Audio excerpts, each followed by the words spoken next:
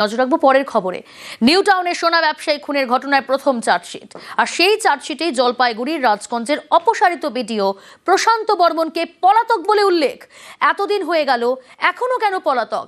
কেন খুনে অভিযুক্ত প্রশান্ত বর্মনকে ধরতে পারছে না পুলিশ, যাকে আত্মসমর্পণের নির্দেশ দিয়েছে হাইকোর্ট, সুপ্রিম কোর্ট? যার নাম চার্জশিটে, তাকে কেন শোকজ করা হচ্ছে না, কেন সাসপেন্ড করা হচ্ছে না, প্রশ্ন অনেকেরই।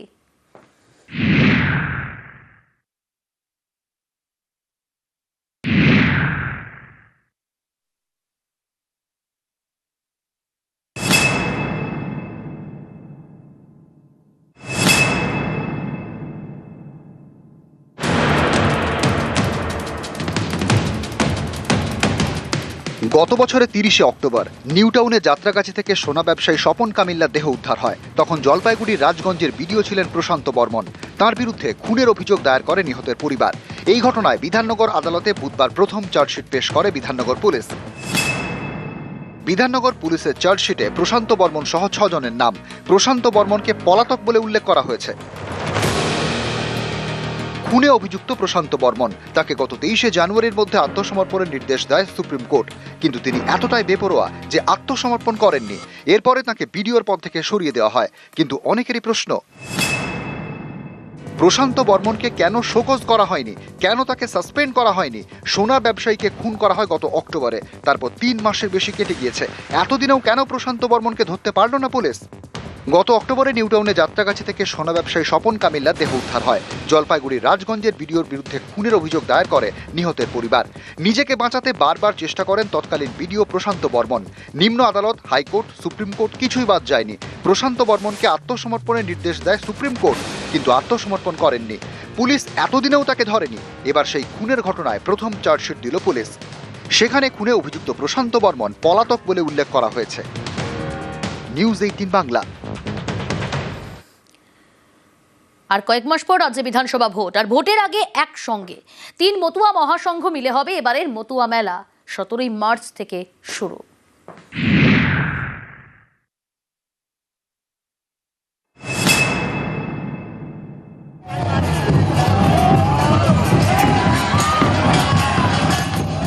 মেলার আগে তোলা হচ্ছে পতাকা, একসঙ্গে মতুয়াদের 3 মহাসংঘ।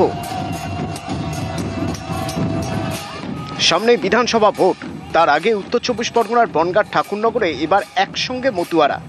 17ই মার্চ থেকে শুরু হবে মতুয়া মেলা, চলবে 1 সপ্তাহ। এই মেলা এবার একই সঙ্গে করবে মমতা ঠাকুর, শান্তনু ঠাকুর এবং সুব্রত ঠাকুরের গোষ্ঠী।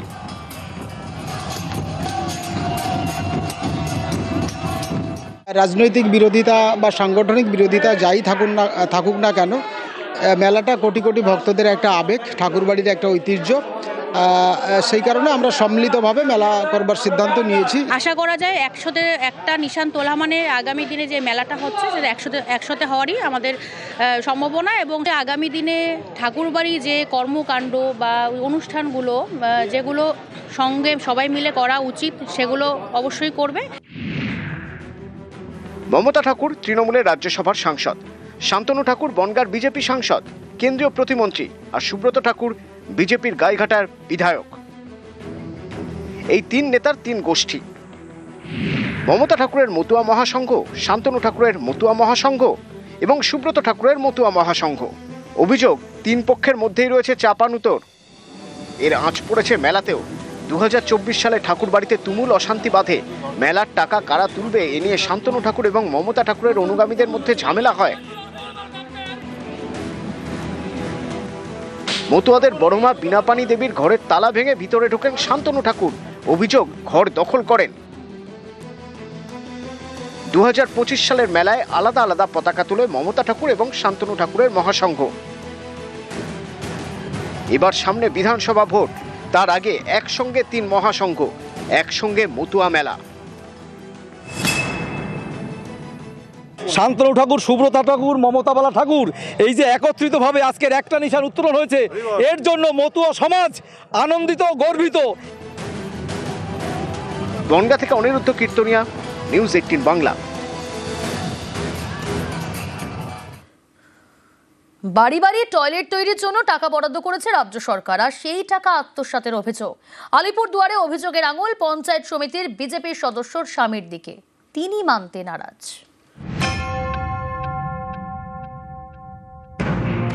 মাঝপথে থমকে টয়লেট তৈরির কাজ, কোথাও তোলা হয়েছে ইটের দেওয়াল, কোথাও আবার সেটাও হয়নি। অভিযোগ, টয়লেট তৈরির সরকারি টাকা পকেটে ঢুকিয়েছেন আলিপুরদুয়ার 1 নম্বর পঞ্চায়েত সমিতির বিজেপি সদস্য স্বাতী বিশ্বাসের স্বামী অমিত বিশ্বাস। তিনি আবার বিজেপি নেতা বলে এলাকায় পরিচিত। 5 মাস হয়েছে অ্যাপ্লাই করছি, 2 মাস হয়েছে আমারে বলছে আমার টাকাটা উঠায় দাও, উঠায় নিয়ে আর এই 2 মাসের মধ্যে আমার সাথে আর দেখা করে নাই। কে টাকাটা আপনার কাছ থেকে নিল? নারু পঞ্চায়েত সমিতির বর 12,000। রাজ্য সরকারের প্রকল্প বাড়ি বাড়ি টয়লেট তৈরির জন্য বরাদ্দ করা হয় 12,000 টাকা। আলিপুরদুয়ার 1 নম্বর ব্লকের পাতলাখাওয়া গ্রাম পঞ্চায়েত এলাকার বেশ কয়েকজন বাসিন্দা সেই টাকা পান 5-6 আগে।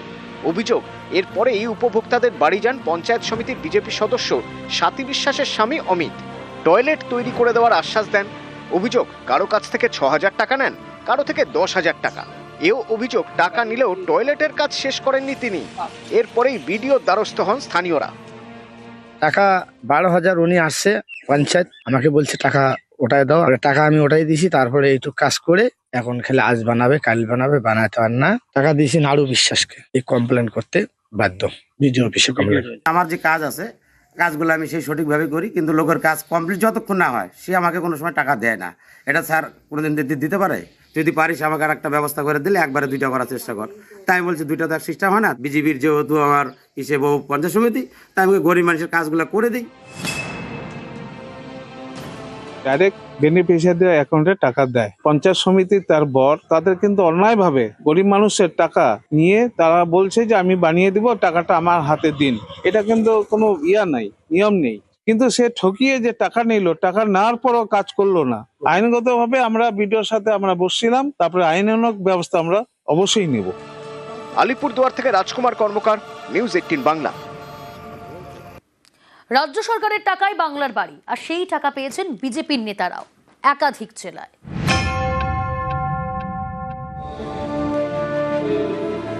বাংলার বাড়ি রাজ্য সরকারের প্রকল্প। এই প্রকল্পে আবেদন করলে পাকা বাড়ি তৈরির জন্য টাকা দেয় রাজ্য সরকার। আলিপুরদুয়ারে এই টাকা পেয়েছেন এক বিজেপি নেতা, সুখচরণ দাস। আলিপুর 1 নম্বর ব্লকের উত্তর জিতপুর গ্রামের বাসিন্দা, স্থানীয় বিজেপি নেতা, পেশায় রাজমিস্ত্রি। মাস 6 আগে বাংলার বাড়ি প্রকল্পে আবেদন করেন। মঙ্গলবার প্রথম কিস্তির 60,000 টাকা পান।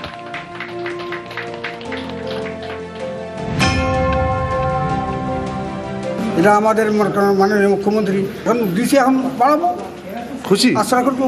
হ্যাঁ, কি বলবেন মমতা বন্দ্যোপাধ্যায়কে? হ্যাঁ, ধন্যবাদ জানাবো। উপভোক্তা হিসেবে তিনি আজকে এসছেন, কিন্তু বাংলার মুখ্যমন্ত্রী এই উন্নয়নের ক্ষেত্রে, প্রকল্পের ক্ষেত্রে কোনো ধর্ম দেখেন না, কোনো রং দেখেন না, কোনো রাজনীতি দেখেন না, সকলের জন্য উন্নয়ন করেন।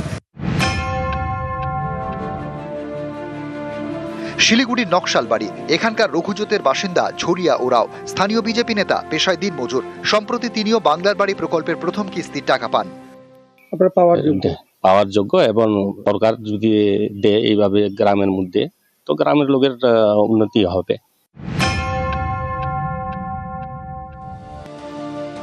সুরজিৎ বাগদি, বাঁকুড়ার জগদল্লা 1 নম্বর পঞ্চায়েতের বিরোধী দলনেতা।